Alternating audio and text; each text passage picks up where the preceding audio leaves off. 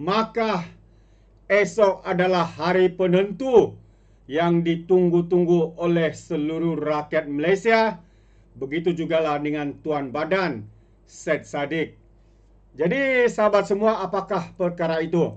Ini yang menarik ya untuk saya kongsikan bersama dengan anda.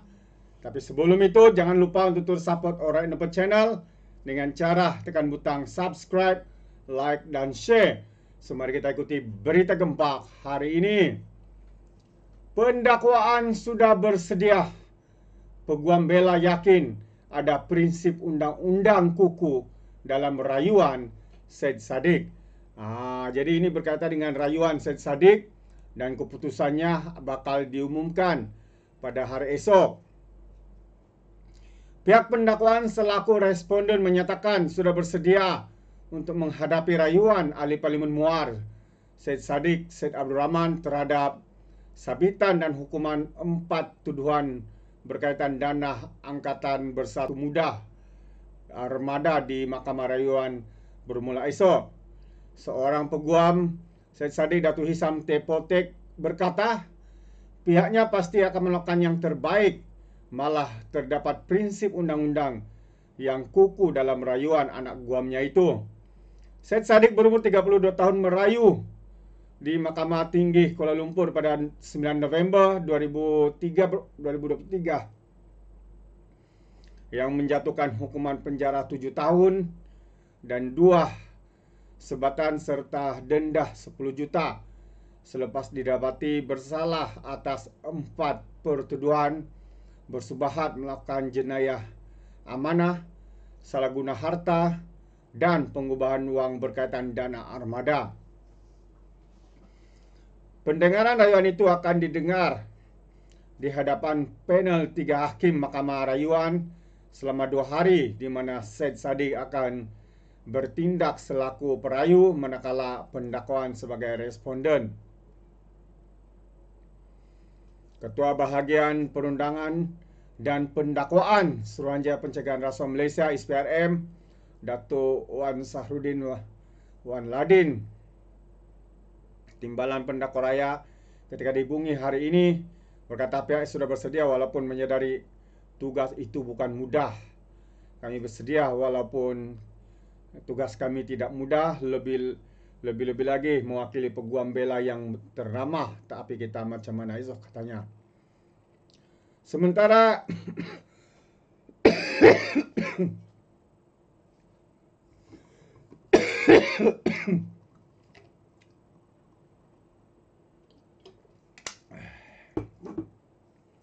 Sementara itu bercakap dalam nada yang sama, Hisham berkata pihaknya sudah bersedia dan pasukannya akan dikendalikan Peguam Datuk Muhammad Yusuf Zainal Abidin yang sudah pasti akan melakukan yang terbaik.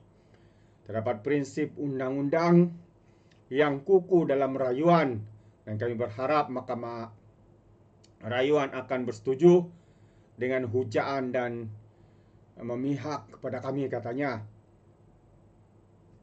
Jadi menerusi petisyen rayuan, Syed Saddiq mengemukakan 18 alasan bagi mengetepikan sabitan dan hukuman terhadap antara lain mendakwa bagi pertuduhan pertama iaitu bersubahat melakukan pecah amanah.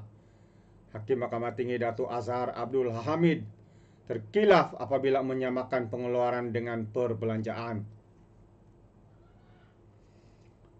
Jika mahkamah membenarkan rayuan itu esok, Syed Saddiq akan bebas daripada tuduhan berkenaan dan responden masih boleh merayu di Mahkamah Persekutuan.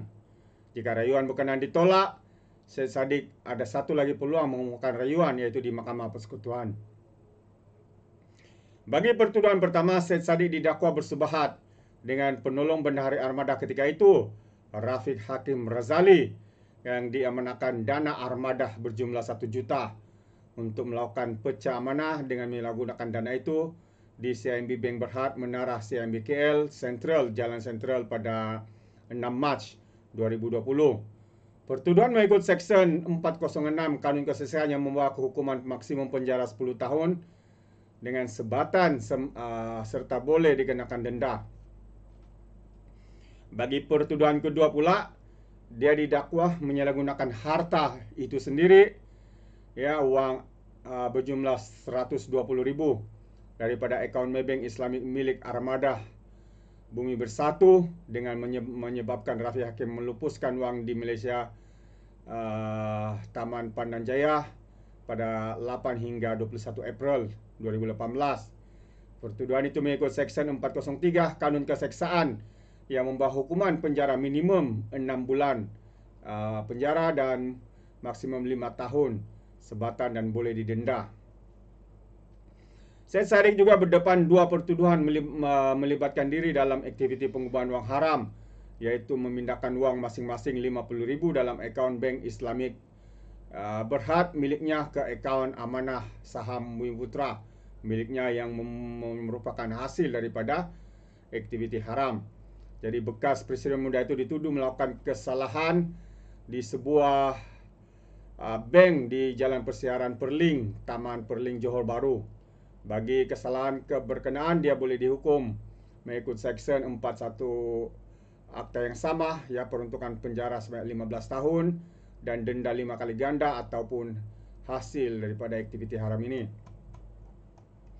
Jadi itu antara perkara yang membabitkan rayuan, ya, rayuan Syed Saddiq sebenarnya untuk mengetepikan ataupun mengetepikan supaya beliau tidak disabitkan bersalah lagi. Maka esok adalah hari penentunya, sahabat-sahabat semua. Dan ini agak mengejutkan kita. Jadi apapun kita update hari esok apa yang berlaku.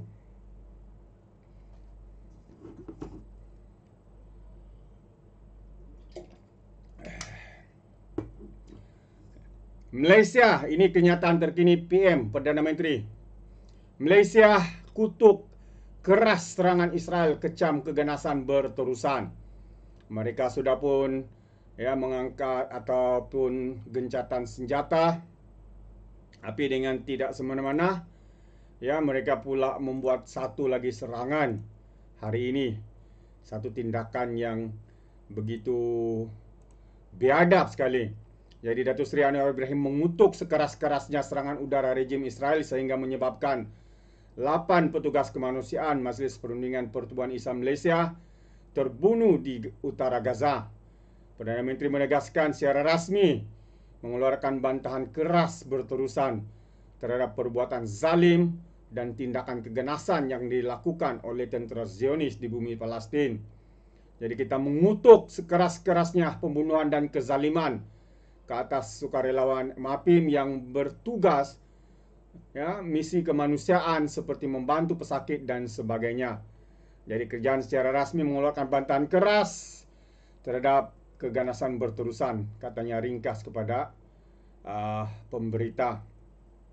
Jadi itu kenyataan ringkas daripada Perdana Menteri kita mengutuk sekeras-kerasnya serangan sekali lagi yang dilakukan oleh rejim Zionis. Bagi saya satu tindakan yang tidak wajar dilakukan. Apa pandangan anda, sahabat semua? Anda boleh berikan komen di dalam ruangan komen. Alright, jadi sampai di sini saja izinkan saya untuk mengundurkan diri.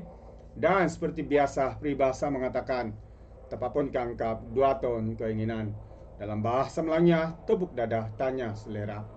Sekian daripada Alright Nopo Channel, saya kita berjumpa lagi. Bye-bye.